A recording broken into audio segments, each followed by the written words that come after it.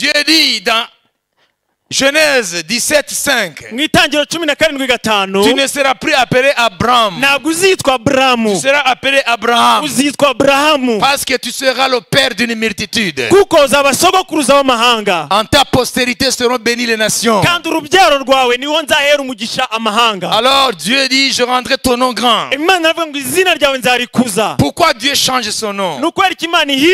C'est parce que Dieu a besoin de changer l'identité de cet homme.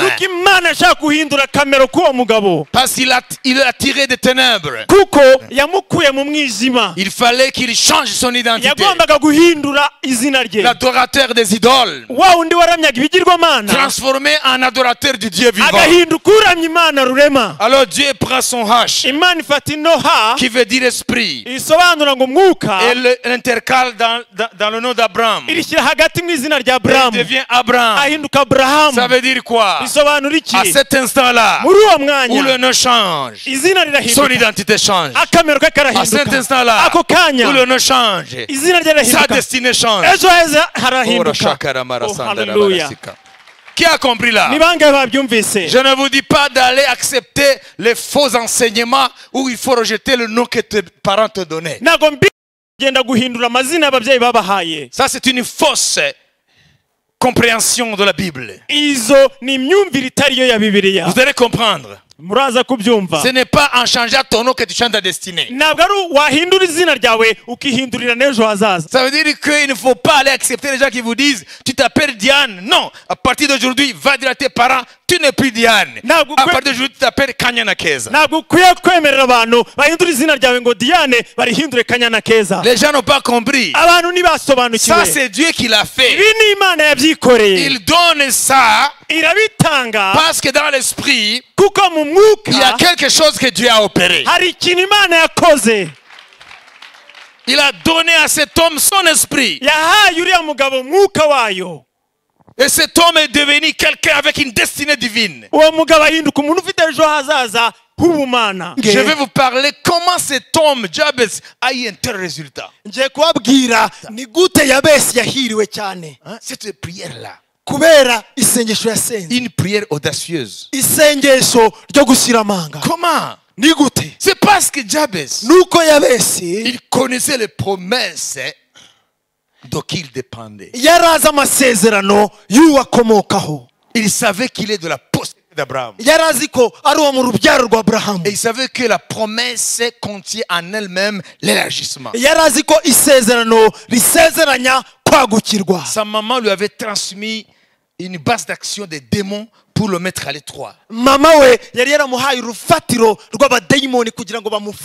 Parce qu'il a dit, il a communiqué, peut-être dans le fœtus, elle a communiqué toutes les souffrances, toute la douleur, peut-être des malédictions, il a maudit, je ne sais pas qui, je ne sais pas quoi, tout ça il a transmis. C'est ce qu'on appelle la transmission générationnelle. Wenda akiri urusoro munda ya mama we yamuhaye imibabaro imivumo ibyo nibyo bita umurage ukomoka ku babyeyi. Il y a aujourd'hui une nouvelle science qui s'appelle la psychogénéalogie qui n'a pas encore acquis le statut de science mais qui navigue entre la psychanalyse et la psychologie. Psychogénéalogie ntabwo iraba science yemewe mais la psychanalyse et la psychologie sont en train de témoigner que réellement l'homme n'est pas fait des choses qu'il connaît, il est aussi fait des choses qu'il ne connaît pas.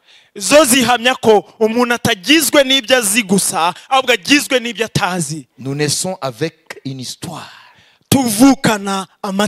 avant que la nôtre commence. Et nous luttons contre des forces dont nous ne maîtrisons pas.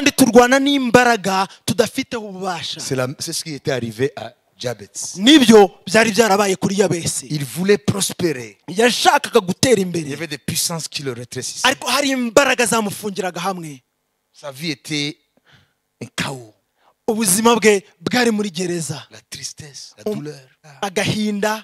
Et il a compris que il est né avec. Ça empêche à ce qu'il soit véritablement l'enfant d'Abraham. Comprenez? murabyumva C'est-à-dire le H là, ni ukuvuga iriya nyuguti ya il ha faut le comprendre mukwiye kuyumva et réclamer mukanasaba à ce qu'il soit activé ko itangira gukora pour que les puissances spirituelles acquises kugira ngo imbaraga zo mu mwuka warazwe soient brisées zimenagurwe afin que tu entres kugira ngo winjire dans la plénitude mu kwagukirwa de la bénédiction d'Abraham. k'umugisha wa Aburahamu. C'est ce que la prière il a fait là. Niryo sengesho yasenze, Il a prié, il yarasenze a demandé, arasaba oh Dieu, ngo oh mana, pas n'importe quel Dieu, ntabwo ari imana ibonetse yose, Dieu d'Israël. mana ya Isiraheli, C'est ça dans la Bible. Hein? Niko Dieu Bibiliya. d'Israël, mana ya Isiraheli, élargis mes limites. agura imbago zanjye, Parce que c'est la promesse d'Abraham. kuko ryari isezerano rya Aburahamu. Dieu lui a donné les nations. Imana yamuhaye amahanga, Il doit vivre au large, yagombaga kuba yagukiwe sur tous les plans. mu buryo bwose. Élargis mes limites. Agura imbago zanjye. Amen. Alléluia.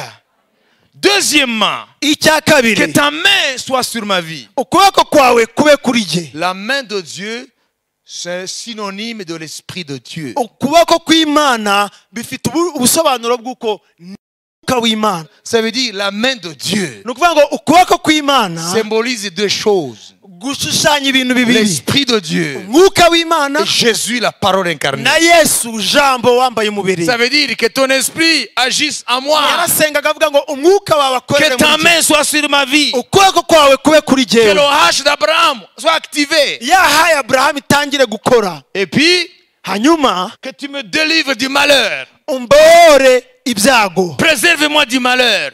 undinde ibyago, Que je ne sois plus dans la souffrance. kugira ngo ntaba mu mubabaro. C'est la prière Niryo sengesho d'activer ry'imbarutso, le H.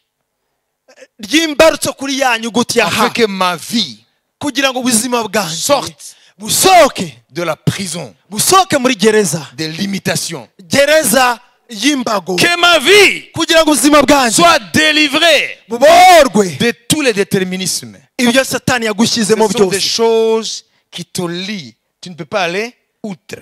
Ni ibintu bikuboha ukaba udashobora Ça kwinyagambura, s'appelle le déterminisme. byitwa gutyo. Cette prière, Iri sengesho c'est rero pour casser le déterminisme. ni iryo kumenagura ibyo bintu Satani Je ne suis pas yagushyizemo. créé pour vivre à l'étroit. Imana niyakuremeye kuba ufunganye, Au milieu, imbago. ufite imbago hirya no hino. Hein, ma vie n'a pas de lit. Elle n'est pas, you know, hein? Ntabwo ubuzima bwanjye buri overextending. Something is blocking my Hari life. ikintu kimboshye gituma ntaguka. Hein, vous comprenez? Murabyumva? En esprit, dans mon âme, dans mon corps. Mu mwuka, mu bugingo, mu mubiri Il y a quelque chose qui me maintient à l'étroit. hari ikintu kimfunga, Alors que la promesse d'Abraham, kandi isezerano rya c'est Aburahamu l'élargissement. ni ukwagukirwa. Vous comprenez? Murabyumva? Hein? Alors, tout ce qui m'attaque, Rero ibintera byose, pourquoi est-ce que le malheur m'atteigne? kuki ibibi bingeraho? C'est parce que la main de Dieu n'est pas sur moi. Nuko ukuboko kw'Imana kutandiho. Ça veut dire l'esprit de Dieu n'est pas sur Ni moi. ukuvuga umwuka w'Imana ntabwo andiho, Ou s'il est sur moi, je ne le vois pas activé. ariko niba ntandiho ntabwo mubona akora. Et la Bible, Bibiri ikavuga ngo Dieu a exaucé cet homme. Imana yumva gusenga kuriya mugabo. Qu'est-ce qui nous dit que Dieu a élargi Jabez? Niki kitwereka ko Imana yaguye Yabesi? Qu'est-ce qui nous dit que Dieu a répondu ces quatre choses que Jabez a Niki demandé? kitubwira ko Imana yasubije iriya mitwaro Nous ye? l'avons vu dans 1 Chronique 2,55 qu'il y a une ville qui a porté le nom de Jabez. Ça veut dire qu'il est devenu bâtisseur de villes. Twabonye ko hari umujyi wamwitiriwe, ni ukuvuga yahindutse uwubaka imijyi, Ça veut dire qu'il est devenu un grand homme. yahindutse umuntu w'igihangange. Dieu l'a élargi. Imana yaramwaguye. Hein? 1 Chronique 2,55. Ingoma za mbere 2:55. Il y a une ville qui s'appelle Jabez. Hari umujyi witwa Yabesi. Ça veut dire cet homme est devenu grand. Ni ukuvuga uwo muntu yabaye igihangange. Dieu l'a élargi. Imana yaramwaguye. Dieu a répondu à la prière. Imana yasubije gusenga kwe. Est-ce que vous comprenez? Ese murabyumva? Alléluia. Haleluya. Et il est devenu un homme considéré Ahinduka umuntu wubashywe parmi son peuple. mu bwoko bwe. Hein? Toi aussi, nawe Dieu va te rendre quelqu'un de considéré. Imana ishaka kuguhindura uwubashywe, Oh, de considéré. umuntu wubashywe. Quand il va élargir tes limites. Nimara kwagura imbago zawe, Quand le H va commencer à être activé. ya nyuguti ya H nitangira gukora, Quand tu te lèves et travailles avec Dieu. nutangira guhaguruka no gukorana n'Imana, Quand tu vas comprendre que ton identité a changé. numara kumva ko akamero kawe kahindutse, Quand tu vas comprendre qu'il y a quelque chose qui a été déposé en toi. numara kumva ko hari ikintu cyashyizwe muri wowe, C'est quelque chose, c'est une partie de Dieu. ni ikintu cyavuye ku Mana. Dieu ne fait exception de personne. Imana nta n'umwe ikuyemo, Il aime autant Jabez que vous. ikunda Yabesi nk'uko ibakunda. Ce qu'il a fait pour lui, Ibyo Imana yamukoreye il le fait pour vous. izabigukorera nawe, Parce qu'il vise sa gloire. irabigukorera kuko ishaka icyubahiro cyayo. Alors je vous donne la bénédiction. Reka mbahe umugisha. Ubuntu bw'umwami wacu Yesu Kristo. May the grace of Jesus Christ N'urukundo rw'Imana. and the love of God No gusabana n'umwuka and the wera. fellowship with the Holy Bijyane Spirit natwe twese. be with us. Amen. Amen. Be blessed. Be blessed. Yesu abahe Be blessed. umugisha, muhabwe umugisha, Be blessed. muhabwe umugisha, In muhabwe Jesus' umugisha. name.